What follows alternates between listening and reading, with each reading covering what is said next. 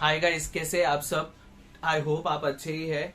ठीक है। Bio informatics के बारे में हम लोगों ने पहले 2 वीडियोस में बात किया था। जैसे कि फर्स्ट वीडियो था जिसमें हम लोगों ने सोर्सेज देखा था, या बोल सकते कोडिंग के बारे में बहुत डिटेल में बात किया था। सेकंड वीडियो में पाइपलाइन के बारे में बात किया था। अभी थर्ड वीडियो जो आया है वो हम लोग बताएंगे future future prediction of bio informatics. ठीक है। तो बहुत से लोग बोलते हैं कि फ्यूचर को हम लोग ज्यादा प्रेडिक्ट नहीं कर सकते, या हम लोग बता नहीं सकते कि आगे कंडीशंस क्या होगा, but based on assumptions, based on data, based on growing field, growth rate, हम लोग प्रेडिक्शन तो लगा ही सकते हैं, है ना। और बहुत सही बात है कि हम लोगों को देखना ही पड़ता है कि फ्यूचर क्या है। ठीक है। अगर आप फ्यूचर के बारे में नहीं सोच रहे हो तो शायद आप कुछ नहीं सोच रहे हो। ठीक है।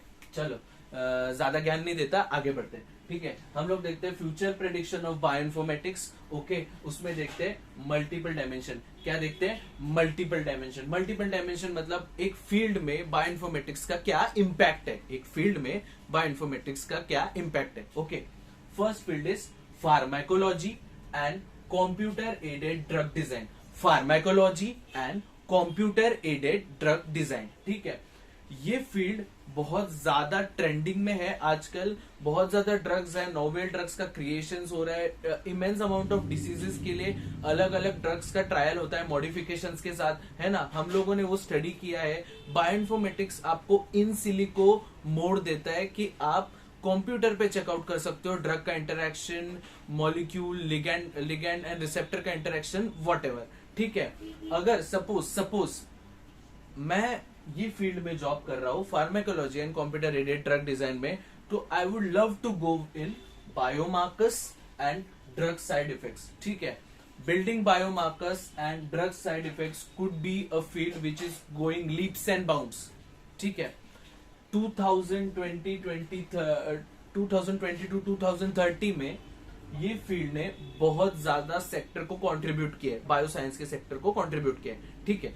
ओके, सेकेंड फील्ड देखते हैं। सेकेंड, प्रोटियोनॉमिक्स।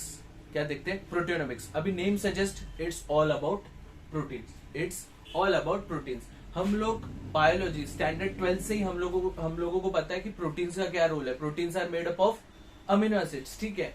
हम लोग प्रोटीन्स का प्रोटीन इंटरैक्शंस, प्रोटीन का wide amount of signalling molecules, ये सब चेक कर सकते हैं with the help of bioinformatics. With the help of bioinformatics proteonomics का फील्ड ऐसा है जो सस्टेनेबल है, या कह सकते हैं कि स्टैग्नेंट नहीं है या स्टेबल नहीं है। वहां पे आपको अलग अलग रिसर्च, R&D डेवलपमेंट, या बहुत से साइंटिस्ट मिलेंगे जो प्रोटीन के बारे में बहुत डिटेल में स्टडी कर रहे हैं। ठीक है। तो अगर आप एक रिसर्च बैकग्राउंड से हो और आपको बायोइन्फॉर्मेटिक्स का नॉलेज है तो you can definitely go for proteonomics. ठीक है। पहला pharmacology and computer aided drug design, second proteonomics, third is database management. Build a databases which is highly trending. ठीक है। मैं एग्जांपल देता हूँ। ठीक है, एग्जांपल से समझते हैं। समझो मेरे पास आज 15 लोगों का डेटा है। मेरे पास आज 15 लोगों का डेटा है। ठीक है। तो मैं इजीली उसको कैटेगराइज कर सकता हूं। बट अगर मेरे पास 15 करोड़ लोगों का डेटा है, ठीक है, तो वो मैं एक पर्टिकुलर फोल्डर में या एक पर्टिकुलर सॉफ्टवेयर में स्टोर करना बहुत मुश्किल होता है ना। इसलिए हम लोग एक डेटाबेस बनाते हैं जहां पे डेटा बढ़ता जाता है, उसको हम लोग कोड करते हैं, उसको हम लोग सिंक्रोनाइज करते हैं एंड उसको यूज करते हैं। ठीक है। अभी आप जानते हो बहुत से डेटाबेसेस है, एनसीबीआई है, यूनिप्रोट है, प्रोटीन डेटा बैंक है ना। आप लोगों ने स्टडी किया है। बट डिफरेंट डेटाबेसेस का जरूरत पड़ने वाला है, क्योंकि जो डेटा, जो जीन्स के डेटाज है वो बढ़ते जा रहे हैं, है ना। जीन्स, प्रोटीन्स, वो सारे डेटाबेस को कैटेगराइज करना पड़ता है। जैसे समझो मेरे को सिर्फ एक्सॉन का डेटा चाहिए, तो मैं एनसीबीआई के अलावा कोई ऐसा डेटाबेस बनाओ या बिल्ड करो ऐसा डेटाबेस जहां पे सिर्फ एक्सॉन्स के डेटा है ना। तो it will easy to take up, है ना, that data. So database management में build a database trending, it's मतलब डेटाबेस मैनेजमेंट में आपको ये बहुत ज्यादा क्रूशियल है। ठीक है। बट एक टिप देता हूँ, डेटाबेस मैनेजमेंट के लिए कोडिंग बहुत ज्यादा स्ट्रांग लगता है ना। कोडिंग सीखो, आगे बढ़ते। Fourth, precision medicine. ठीक है। प्रिसीजन मेडिसिन का मतलब क्या होता है कि सपोज मैं देखो, ऐसा भगवान की दया से मेरे को कुछ ना हो, बट अगर मेरे को कैंसर हो गया, ठीक है, और वो कैंसर स्पाइनल कॉर्ड का है, अगर वो कैंसर स्पाइनल कॉर्ड का है जो बहुत ही ज्यादा रेयर है, बहुत ही ज्यादा रेयर है, तो उसके लिए मेडिसिन बहुत ज्यादा कम है ना, क्यों? क्योंकि उसका बहुत लंबा प्रोसीजर है, बट समझो उसके लिए मेडिसिन कम है। ओके, तो मुझे अगर चेकआउट करना है कि कौन सा ड्रग मेरे लिए इफेक्टिव है, तो मैं बायोइन्फॉर्मेटिक्स का हेल्प लेके चेक कर सकता हूँ, ठीक है, बायोइन्फॉर्मेटिक्स का हेल्प लेके चेकआउट कर सकता हूँ कि कौन सा ड्रग मेरे लिए सुटेबल है ना। तो और वो ड्रग को मैं फॉर्मुलेट कर सकता हूँ एक मेडिसिन में, वो ड्रग को मैं फॉर्मुलेट कर सकता हूँ एक मेडिसिन में, प्रिसाइजली मेरे पे काम करेगी, वो प्रिसाइजली मेरे पे काम करेगी, इसलिए उसको बोलते हैं precision medicine. A particular medicine works precisely on a particular patient is called precise medicine, ठीक है।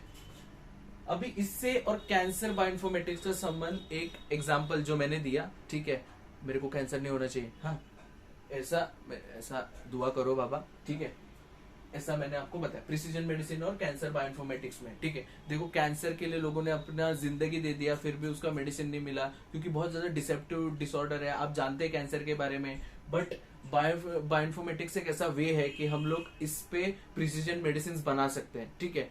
हैवी फील्ड है, बहुत ज्यादा टाइम लगेगा, है ना, ये फील्ड को ग्रो करने के लिए बहुत ज्यादा टाइम मिलेगा। अभी ये बहुत ही ज्यादा बोल सकते हैं नेसेंट स्टेज पे, मतलब बहुत नेसेंट स्टेज पे, इमेंस अमाउंट ऑफ फंडिंग आ रही है, बट ऐसा स्किल सेट नहीं मिल रहा है, कि ऐसे लोग भी नहीं मिल रहे जो ये फील्ड में बहुत ज्यादा अपना इनोवेटिव आइडियाज लगाए, ठीक है। तो ये फील्ड को आपकी जरूरत है ना। फिफ्थ, एग्री बायोइन्फॉर्मेटिक्स, ठीक है, पर्सनली मेरी बहुत फेवरेट है एग्री बायोइन्फॉर्मेटिक्स। क्यों? क्योंकि देखो, फॉर एग्जाम्पल, एक एग्जाम्पल लेते ओनियन का, ठीक है, अभी मेरे को ओनियन भेजना है दुबई, अभी मेरे को ओनियन भेजना है दुबई, अगर मैं ओनियन दुबई में भेजना चाहता हूं तो मेरे को कंडीशंस मेंटेन करने पड़ते हैं, बट सम हाउ वो कंडीशन मेंटेन नहीं होते, है ना, तो कंटेमिनेशन आता है, कंटेमिनेशन से वो पूरा ओनियन स्पॉइल हो जाता है, ठीक है। बट हम लोग उसमें प्रिजर्वेटिव्स ऐड करते हैं जिसकी वजह से ओनियन सर्वाइव कर जाता है, बट उसका जो क्वालिटी है वो हैम्पर होता है ना, फैक्ट। तो हम लोग pest resistant, drought resistance crops का यूज करके ऐसे ऐसे वैरायटी ऑफ प्लांट्स या फ्रूट्स या वट एवर जनरेट करते हैं जो ज्यादा कंडीशंस को अडेप्ट कर पाए और बहुत ज्यादा न्यूट्रिशन प्रोवाइड कर पाए, ठीक है। तो एग्री बायोइन्फॉर्मेटिक्स इसके लिए काम करते हैं। बहुत ज्यादा एग्रीकल्चर फील्ड, जैसे कि बीएससी एग्रीकल्चर, एमएससी एग्रीकल्चर के स्टूडेंट्स बायोइन्फॉर्मेटिक्स सीख के ये फील्ड में आ रहे हैं, ठीक है। अभी देखो, इंडिया से एब्रॉड जो भी क्रॉप्स या जो भी पर्टिकुलर फूड मटेरियल जाता है, उसके लिए immense amount of quality assurance and quality control होता है, quality assurance and quality control, और उसके लिए भी बायोटेक लोगों का बहुत ज्यादा जरूरी है। तो बायोटेक प्लस बायोइन्फॉर्मेटिक्स, ये दोनों फील्ड का अगर आपके पास इमेंस अमाउंट ऑफ नहीं but little bit of knowledge हो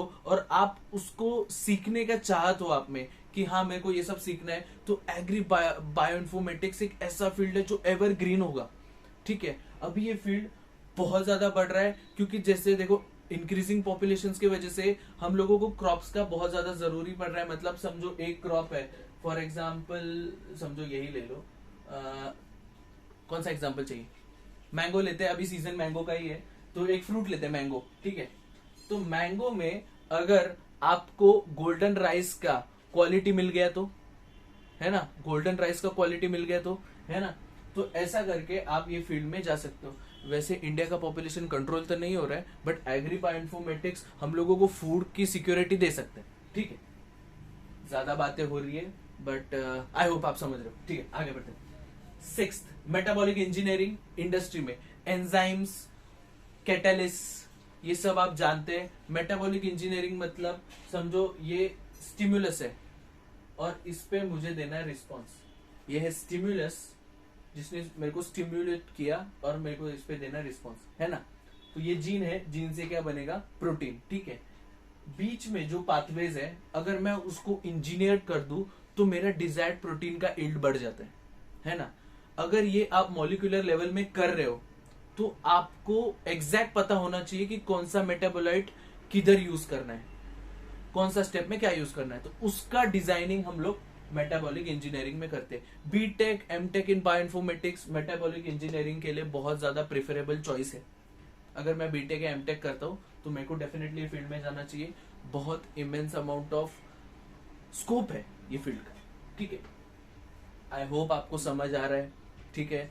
थोड़ा बहुत देखो, ये टेक्स्ट बुक की बातें है नहीं, हम लोग जो बात कर रहे हैं वो रियल वर्ल्ड में, रियलिटी में एक्चुअली क्या हो रहा है उसके बारे में बात कर रहे हैं। बहुत ज्यादा वीडियोस देखा है मैं, बहुत पेपर्स को स्टडी करके ये आपके लिए वीडियो बनाया। आई होप आपको अच्छा लगे। बीच में बोल रहा हूँ, do like share and subscribe, ठीक है। आगे 7 वैक्सीन डिस्कवरी। आप जानते हैं, अभी देख लो 2 मिनट। वैक्सीन डिस्कवरी आपके मन में क्या चल रहा है? वही चल रहा है जो मेरे मन में चल रहा है, कोविड ना। हाँ, वैक्सीन डिस्कवरी में number of dollars in the field are invested, ठीक है। वैक्सीन डिस्कवरी के लिए ट्रिलियंस का जो इकोनॉमी है, यूएस का है, यूएसए का है, जिनका भी ट्रिलियंस ऑफ इकोनॉमी है, they are investing more in vaccine discovery because they need a people who can give us better, ठीक है। For example Pfizer, Moderna, AstraZeneca, ये सारी कंपनीज ने वैक्सीन डिस्कवरी के लिए R&D टीम को हायर किया है, जिनको बायोटेक का बहुत ज्यादा नॉलेज है, बट बायोइन्फॉर्मेटिक्स का भी उनको बहुत ज्यादा नॉलेज होना चाहिए, क्योंकि वो कोई भी ड्रग को यूज करने से पहले उसका एफिकेसी, उसका रिलेटेबिलिटी, बायोकम्पेटिबिलिटी, ये सब चेकआउट करते हैं। Vaccine discovery currently highly trending है। 2020 के बाद बहुत सा इंडियन गवर्नमेंट ने भी एपीआई पे पैसा दिया है। एपीआई क्या है? एक्टिव फार्मास्यूटिकल इंग्रेडिएंट का मार्केट बनाने के लिए पैसा दिया है। इसके लिए स्टार्टअप्स भी बहुत ज्यादा ग्रोथ पकड़ रहे हैं। देखो इंडिया में ग्राफ दिखाता हूं आपको, ऐसा ग्रोथ चल रहा है अभी, समझ रहे हो? ऐसा ग्रोथ चल रहा है, मार्केट में बहुत ज्यादा ग्रोथ चल रहा है इसका, वैक्सीन डिस्कवरी का। एक्टिव फार्मास्यूटिकल इंग्रेडिएंट्स, बहुत सा ऐसा फील्ड है, इस पे एक सेपरेट वीडियो भी बन सकता है, ठीक है। बट जस्ट एक अंडरस्टैंडिंग के लिए बता रहा हूं कि वैक्सीन डिस्कवरी में जाना बहुत ज्यादा अच्छा डिसीजन होगा, एक स्कोप मेकिंग डिसीजन, एक लाइफ का टर्निंग पॉइंट हो सकता है अगर आपको वैक्सीन डिस्कवरी में जाना है, ठीक है। इसके लिए बायोइन्फॉर्मेटिक्स बहुत ज्यादा क्रूशियल है। बायोइन्फॉर्मेटिक्स नहीं होगा तो आप लैग कर जाओगे, ठीक है। बायोइन्फॉर्मेटिक्स का इसमें बहुत इमेंस अमाउंट ऑफ रोल है, और ये pharmacology and computer aided drug design and vaccine discovery 1 and 7 both are interrelated, correlated, ठीक है, समझा। Immunoinformatics, it's all about immunity, immune cells, multiple organ failure का collapse होने के बाद कैसे हम लोग यूज कर सकते हैं, बहुत सा फील्ड है। But immuno informatics is all about immune system of that human being और स्पीशीज, ठीक है। 8 फील्ड ब्रेन से खेलती है, ठीक है। इसको बोलते हैं न्यूरो इन्फॉर्मेटिक्स। इसको क्या बोलते हैं? Neuro informatics. न्यूरो मतलब नर्व्स, मतलब ब्रेन के हिसाब से, सॉफ्टवेयर फॉर न्यूरो साइंसेस, ठीक है। ऐसे बहुत ज्यादा सॉफ्टवेयर की जरूरत है जो स्पाइनल कॉर्ड का कैंसर, ब्रेन में होने वाला सिग्नलिंग्स, इसको डिटेक्ट कर पाए, है ना। क्योंकि न्यूरो साइंस, देखो ब्रेन से जो सिग्नल्स आते हैं वही बहुत ज्यादा क्रूशल्स है। हम लोग उसको चेकआउट करने के लिए आर्टिफिशियल न्यूरल नेटवर्क या जस्ट अ मोमेंट, देखो एग्जांपल तो देना चाहिए, है ना। आर्टिफिशियल न्यूरल नेटवर्क, ठीक है। आर्टिफिशियल न्यूरल नेटवर्क में क्या होता है कि समझो मैंने एक मॉडल बनाया जिसमें हम लोग को पता चला कि 1, 2 और 3 ये इमेजेस अल्जाइमर्स के, ठीक है। और मैंने कोई भी पेशेंट के 2 इमेजेस निकाले और वो इससे मैच करते हैं, समझे। 3 इमेजेस है, वो बताते हैं कि अल्जाइमर्स है, ओके। आर्टिफिशियल न्यूरल नेटवर्क से मेरे को ये इमेजेस मिले जो कि एक्चुअल पेशेंट के, पेशेंट को नाम देते राम के ये ब्रेन के पिक्चर्स है, ठीक है। ये अगर इससे मैच कर गए तो उसको अल्जाइमर्स है ना, समझे तुम लोग। तो उसको जाना पड़ा क्या, ड्रग स्क्रीनिंग, MRI से, या बोल सकते हैं इंटेंसिव सर्जिकल टेक्निक्स से जाना पड़ा, उसको गुजरना पड़ा, नहीं, डायरेक्ट बायोइन्फॉर्मेटिक्स ने आपको ये कंक्लूजन पे ला दिया, ठीक है। ये बहुत ज्यादा क्या बोलते हैं उसको, अच्छी चीज है कि आपको अच्छे से रिजल्ट मिल रहा है ना। तो ये आप याद रख सकते हो, न्यूरो इन्फॉर्मेटिक्स या नैनो टेक्नोलॉजी, ये दोनों का एक क्रूशियल पार्ट है न्यूरो साइंस में। ठीक है, आपको एक मस्त और चीज बताता हूं। ठीक है, मैं एक बंदे को सीरियसली फॉलो करता हूं, उसका नाम है इलॉन मस्क। इलॉन मस्क आप तो जानते हो। ठीक है, उनकी एक कंपनी है न्यूरालिंक, और वो इस पे काम करती है। न्यूरालिंक कंपनी किसकी? इलॉन मस्क की। इलॉन मस्क कौन? आप तो जानते हैं, वो इस पे काम करती है न्यूरो इन्फॉर्मेटिक्स में। तो आप पूछ रहे होंगे ना कि नेक्स्ट वीडियो में सैलरी का बात होगा, तो इसमें सिर्फ याद रखना न्यूरालिंक के बारे में। आप भी सर्च आउट करना, न्यूरालिंक का सैलरी औकात के बाहर है हमारे, है ना। ठीक, देखो 8 पॉइंट दिए, 8 पॉइंट दिए, 8 डायमेंशन बताए। फ्यूचर प्रेडिक्शन ऑफ बायोइन्फॉर्मेटिक्स में मैंने आपको 8 डायमेंशन बताए। ठीक है, आई होप आपको ये इन्फॉर्मेटिव लगा।